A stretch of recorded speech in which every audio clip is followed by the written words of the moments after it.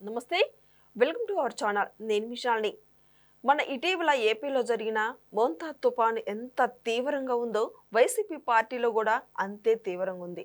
ముఖ్యంగా క్యాడరే జగన్మోహన్ రెడ్డి ఎవరో స్క్రిప్ట్ ఇస్తే చదివి ఏం మాట్లాడతాడో అర్థం కాకుండా ఉందని క్యాడరే చీకొడుతుంది.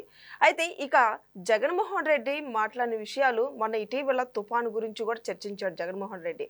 అంటే చంద్రబాబు నాయుడు గారిని విమర్శించడం ఇది ఎంతవరకు వాస్తవం అని క్యాడరే చీకొడుతుంది. అయితే నిజంగా క్యాడరే ఇలా చీకొడుతుంటే ఇక జగన్మోహన్ రెడ్డి పరిస్థితి ఏంది?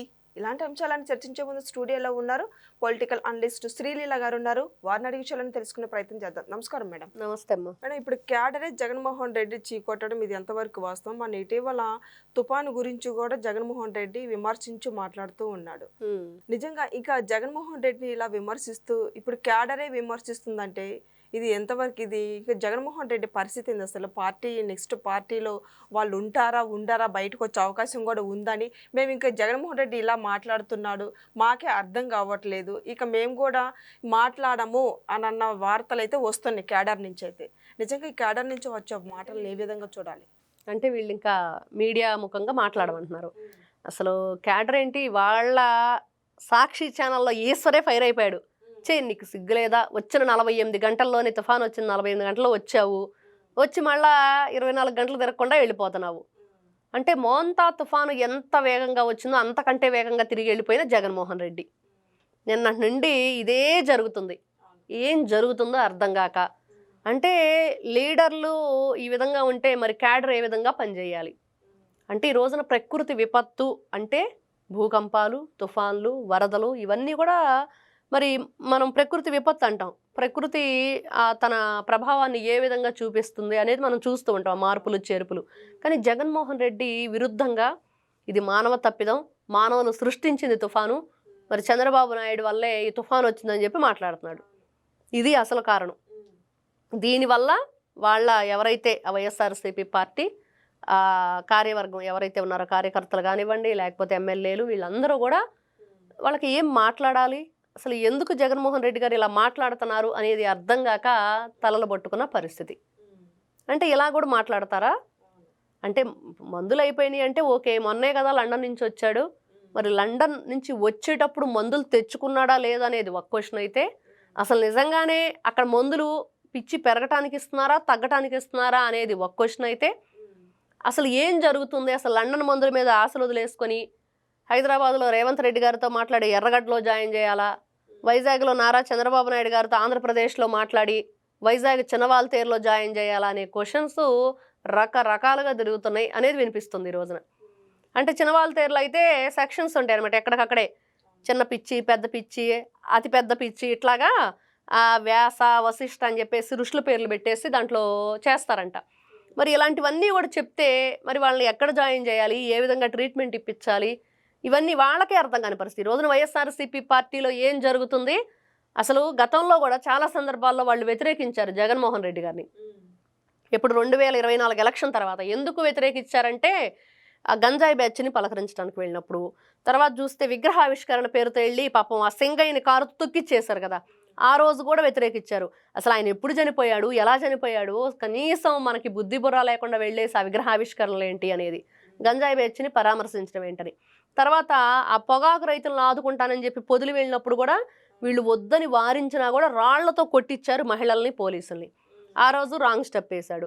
ఇంకా ఇలా ఇది చెప్పుకుంటూ పోతే జగన్మోహన్ రెడ్డి గారు ఇంతకంటే పెద్ద క్వశ్చను ఈ వీళ్ళందరినీ ఎక్కడ లాక్ చేస్తుందంటే వాళ్ళు ఏ విధంగా ఆలోచిస్తున్నారు అన్నదానికి. ఒకటే, కళ్ళు మూసుకుంటే 3 ఏళ్ళు ఇట్లే గడిచిపోతాయి అంటున్నాడు కదా. మనం చిన్నప్పటి నుంచి చదువుకుందేంటి, ఒక సెకండ్ అంటే కన్ను మూసి కన్ను తెరిస్తే ఒక సెకండ్, కానీ జగన్మోహన్ రెడ్డి 3 ఏళ్ళు గడిచిపోతాయి అంటున్నాడు. ఎందుకు అలా మాట్లాడుతున్నాడు?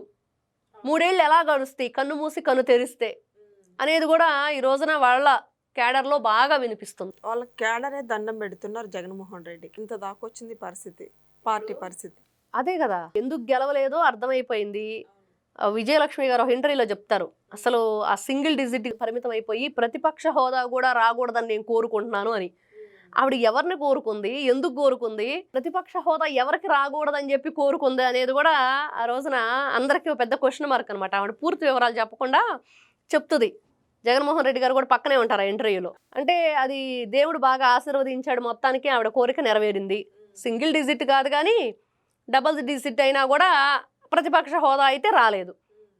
మరి ఈ రోజున మనం చూస్తున్నాం అసలు వాళ్ళ లీడర్లో వాళ్ళకి చంద్రబాబు రీకాలింగ్ అని చెప్పేసి, మేనిఫెస్టో రీకాలింగ్ అని చెప్పేసి ఒక స్కానర్ పెట్టేసి పంపించాడు జనాల్లో. అవును. అది ఫెయిల్ అయిపోయింది. 11,000 కొట్టేశారు ఎవరో.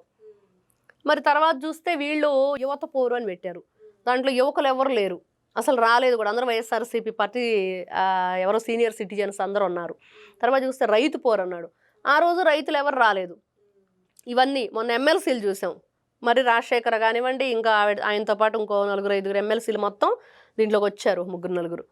మరి ఎందుకు వెళ్ళిపోతున్నారు, ఏం జరుగుతుంది పార్టీలు అంటే జగన్నాథం, అయోమయం జగన్నాథం అని చెప్పి. ఈ అయోమయం జగన్నాథం అసలు ఏం జరుగుతుంది పార్టీలో, అసలు మరి లీడర్లు అందరూ ఏం మాట్లాడుతున్నారు, కేడరు ఏ విధంగా. మనం చూస్తే కోటి సంతకాల సేకరణ అన్నారా, వీళ్ళని కోటి సంతకాల సేకరణ కోసం ఎన్ని తిప్పలు పడ్డారంటే అన్ని తిప్పలు పడ్డారు. రోడ్డు మీద బైకులు ఆపేసి మళ్ళీ దాన్ని పేపర్లోకి ఎక్కి ఎడం చేత్తో కుడి చేత్తో కూడా సంతకాలు పెట్టేసి అసలు ఆ లీడర్ల బాధ తట్టుకోలేక వీళ్ళు కార్యకర్తలే సంతకాలు చేసేసి ఇచ్చారంట.